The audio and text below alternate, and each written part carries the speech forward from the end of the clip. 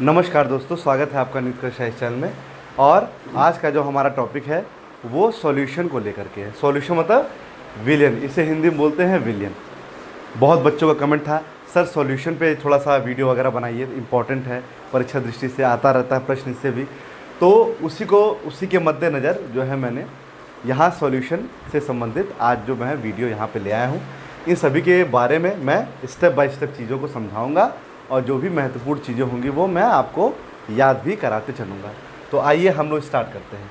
ये बताने के पहले मैं आप सभी से एक ये निवेदन करूँगा कि प्लीज़ आप लोग वीडियो पूरा नहीं देखते हैं। तो क्यों नहीं देखते हैं? तो प्लीज़ अब आपको फ्रस्ट्रेट होने की आवश्यकता नहीं। तो चीज़ें जो हैं धीरे धीरे अब आगे ही बढ़ेंगी, डे बाय डे अब आगे ही बढ़ेंगी। आप अगर आपके मन में ये है कि जो है अभी ये एग्ज़ाम नहीं होगा, अभी कोरोना चल रहा है, तो ऐसा कुछ नहीं है। एग्ज़ाम अब चीज़ें होंगी, अपनी सुरक्षा अब अपने ही हाथ में है।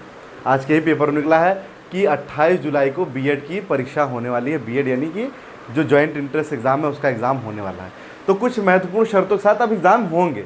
आप अपने दिमाग में ये चीज़ें मत लाइए कि जो है चीज़ें नहीं होंगी। हाँ, ये है कि पहले से कुछ डिफरेंट ज़रूर होगा। हाँ, पहले क्या होता था कि एक ही शहर में कई सारे पेपर जो है ऑर्गेनाइज होते थे, बट इस तरह से नहीं होगा। एक ही दो पेपर होंगे जो है, एक ही दो पेपर एक दिन में होंगे जो है, पर होंगे ज़रूर। ऐसा क्यों मैं कह रहा हूँ? क्योंकि जब भीड़ ज़्यादा बढ़ती है तो लोगों को पास पास तो बैठाना नहीं है, दूर बैठाना है। अगर कई सारे एग्ज़ाम पढ़ेंगे तो प्रॉब्लम क्रिएट हो सकती है। इसीलिए एक दिन में एक से ज़्यादा एग्ज़ाम नहीं कराएंगे। जैसे मान लीजिए आज बीएड का कराएंगे तो शहर में मैक्सिमम सेंटर को ये जो है चूज़ करेंगे ताकि हम अधिकतम दूरी तक बच्चों को बैठा सकें, है ना। तो चीज़ें हैं, तो कॉन्सेप्ट भी मैंने आपको बता दिया क्यों है, क्यों होगा पेपर और कैसे होगा पेपर। तो अब एकदम घबराने की आवश्यकता नहीं है। प्लीज़ वीडियो को पूरा देखा करिए और लग जाइए, एकदम लग जाइए कि समय एकदम आपके पास नहीं है। तो चलिए स्टार्ट करते हैं सॉल्यूशन चैप्टर के बारे में। क्या होता है सॉल्यूशन, आइए पढ़ते हैं। दो या दो से अधिक पदार्थों के ऐसे समांगी मिश्रण को जिसका कोई निश्चित संगठन नहीं होता विलयन कहते हैं। विलयन दो या अधिक पदार्थों जो ठोस द्रव गैस हो सकते हैं के मिश्रण से बनता है। कहने का मतलब यह है, यहाँ पे विलयन की बात हो रही है, यहाँ पे सॉल्यूशन की बात हो रही है। जब दो या दो से अधिक पदार्थ का जो मिश्रण होता है, दो या फिर दो से अधिक पदार्थ, जैसे पदार्थ मतलब ये भी हमें समझना, पदार्थ मतलब वो ठोस हो सकते हैं, ठोस द्रव हो सकता है, गैस द्रव हो सकता है, यानी इनका मिश्रण ही विलयन कहलाता है। यहाँ पे देखिएगा, विलयन दो या अधिक पदार्थों जो ठोस द्रव या गैस हो सकते हैं के मिश्रण से बनता है, उनके एलिगेशन से बनता है, उनके मिश्रण से बनता है। क्लियर हुआ? अब यहाँ पे दो चीज़ों को आपको जानना है। अगर जब बात आती है विलयन की, जब बात आती है सॉल्यूशन की, तो वहाँ पे सॉल्यूशन में दो चीज़ों को हमको ध्यान रखना है। एक होता है विलायक, एक होता है विलायक और एक होता है विलेय। एक होता है विलेय, एक होता है विलायक, एक होता है विलेय। इंग्लिश में बोलते हैं एक होता है solvent and the second is solute. Solvent क्या होता है, सॉल्यूट क्या होता है, आइए समझते हैं।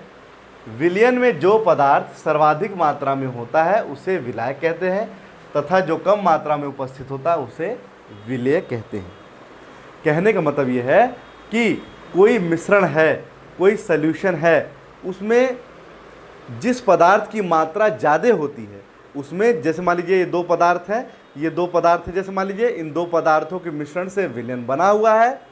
जैसे मान लीजिए इस पदार्थ की मात्रा उस विलयन में ज़्यादा है तो उसे हम बोल देते हैं विलायक, इंग्लिश में बोलते हैं सॉल्वेंट। फिर से सुनिएगा, कंफ्यूज नहीं होने की जरूरत है। यानी विलयन में जिस पदार्थ की मात्रा ज़्यादा होती है उसे हम बोलते हैं विलायक। क्या दोस्तों बोलते हैं? विलायक बोलते हैं। क्या बोलते हैं? विलायक।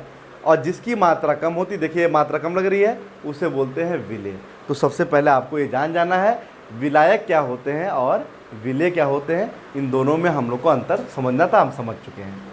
जैसे एक एग्जाम्पल के माध्यम से मैं आपको यहाँ पे समझाऊंगा। जैसे अल्कोहल तथा जल के मिश्रण में यदि 20% अल्कोहल और 80% जल है, 20% अल्कोहल है और 80% अगर जल है, इसका मतलब ये हो गया, इसका मतलब क्या हो गया दोस्तों कि जो 80% जल हो गया ये विलायक हो गया, इसको बोलते हैं सॉल्वेंट, इसको बोलेंगे, इससे बोलेंगे विलायक। और जो 20% अल्कोहल हो गया इसे सॉल्यूट कहेंगे। क्या दोस्तों कहेंगे?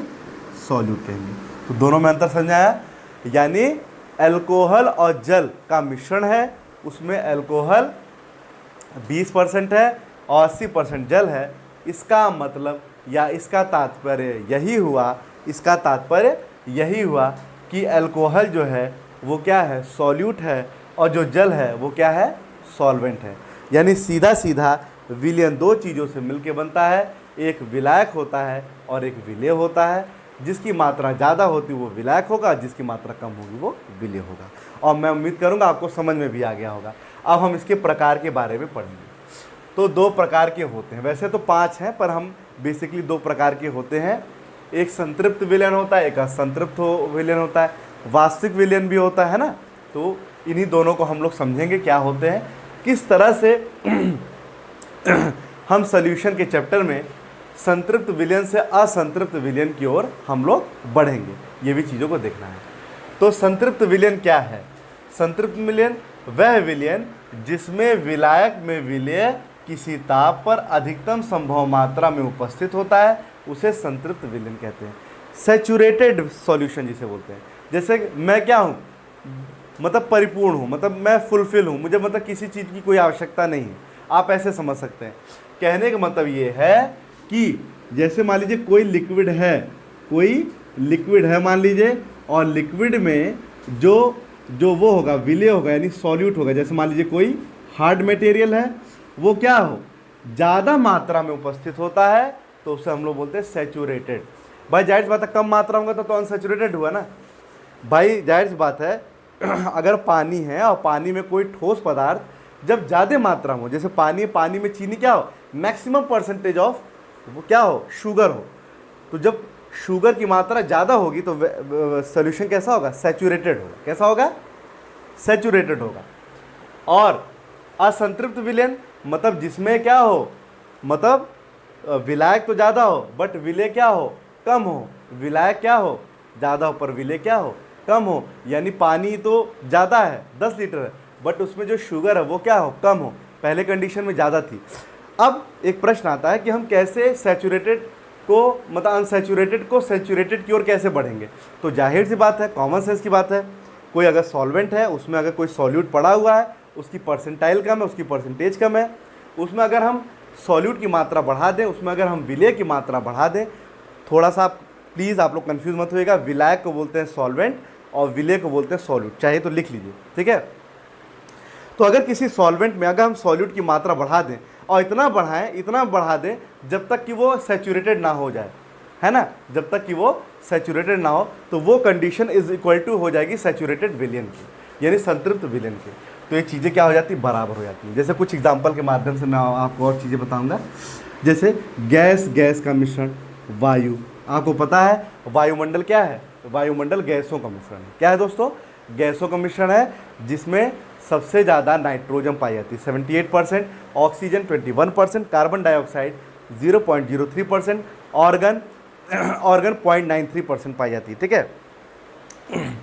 गैस और द्रव का मिश्रण है सोडा वाटर, वो जो शराब के साथ हम लोग सोडा लेते हैं, वो क्या होता है भाई, वाटर होता है और उसमें देखिए बबल्स होते हैं, क्योंकि जो गैस होती है ना उसको प्रेशराइज करके, मतलब कि दाबित गैस को उसमें जो है प्रेशराइज करके डाला जाता है। उसके बाद ठोस का मिश्रण, जैसे पीतल, तो पीतल क्या है, कॉपर और जिंक, ये दोनों ही ठोस हैं। देखिए दोनों ही क्या है, ठोस है। कॉपर और जिंक से ही तो मिलकर पीतल बनता है। इसको बोलते हैं कूजन पीतल, कूसन कासा, है ना, जैसे कुजन्नी जर्मन सिल्वर। तो ये क्या है, ये सब सारी चीज़ें, ये विलायक था, ये विलेय था।